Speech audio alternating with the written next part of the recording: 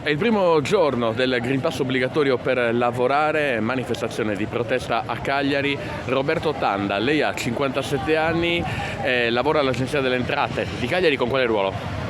Una segreteria del team legale. Quindi segretario praticamente. Sì, lavoro di segreteria. Lei è qui a manifestare perché non ha il Green Pass? No. Come mai?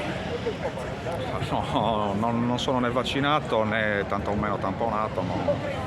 È un ricatto che non esiste proprio, è una cosa vergognosa dello Stato, cioè non può esistere una cosa del genere, è una come dire, un lasciapassare che sa di nazismo. Lei non può esistere. Ha lavorato durante lo smart working come? Ci racconti? Ho sempre lavorato in ufficio. Sempre. Non ho mai fatto un giorno di smart working. Quindi non lo so, ci troviamo al paradosso che da oggi, dopo che ho lavorato 18 mesi sempre in ufficio, da oggi sono considerato un untore praticamente. Da oggi soprattutto niente stipendio. Esatto. È a casa. Per questi giorni sicuramente, i primi giorni, non ho intenzione né di fare il Green Pass né tanto modo di vaccinare. Però come fare per andare avanti appunto senza più la busta paga mensile? Purtroppo una famiglia non me lo potrò permettere e questo è il ricatto assurdo dello Stato.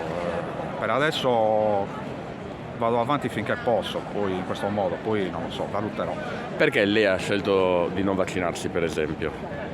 Perché la ritengo una misura assolutamente superflua. Lei avrebbe preferito l'obbligo vaccinale magari da parte dello Stato? Già mi sembra assurdo dover andare a vaccinarsi e firmare una liberatoria per eventuali problemi che possono sorgere dopo il vaccino, è già per me una cosa assurda. Se non ci fosse da firmare nulla io potrei andare anche domani a vaccinarmi, ma non ritengo una cosa giusta. Come l'ha spiegato alla sua famiglia? La mia famiglia lo sa come la penso, sono praticamente isolato rispetto alla mia parentela, diciamo, ma io vado avanti per la mia strada, non mi piace cedere a questi ricatti vergognosi. Quindi ha scelto di non fare il vaccino, neanche di farsi un tampone ogni 48 ore, ovviamente. Quella sarà l'extrema ratio, ma momentaneamente per me non esiste proprio nulla. No? Cosa dice lei da lavoratore, ovviamente, con i toni classici di un lavoratore comunque tranquilli per quanto preoccupati, visto che lei da oggi non lavora al governo, al Premier Draghi? No, non ho capito. Cosa dice al Premier Draghi lei? Che appello lancia da lavoratore?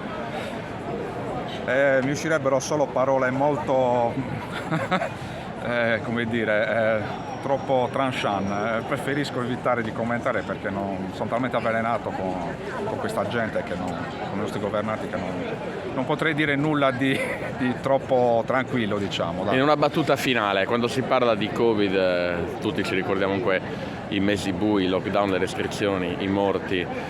Queste immagini, questo che è capitato, non ha comunque influito sulla sua decisione? Assolutamente no, perché ritengo che sia stato tutto un terrorismo mediatico, un terrorismo fatto apposta per arrivare a questo punto. Io ritengo che di sanitario qui ormai non c'è più niente. Quanto resisterà lei senza lavoro? Quanto prevede di resistere? Purtroppo non tantissimo. Ora come ora non so valutarlo, ma alla fine tra ferie e tutto, questi scioperi, potrò tirare avanti forse un mese, 2, non lo so. Quindi comunque si sta sfruttando anche le ferie residue che aveva, le ferie in arretrato? Sfrutterò anche quelle probabilmente, non ho alternative purtroppo.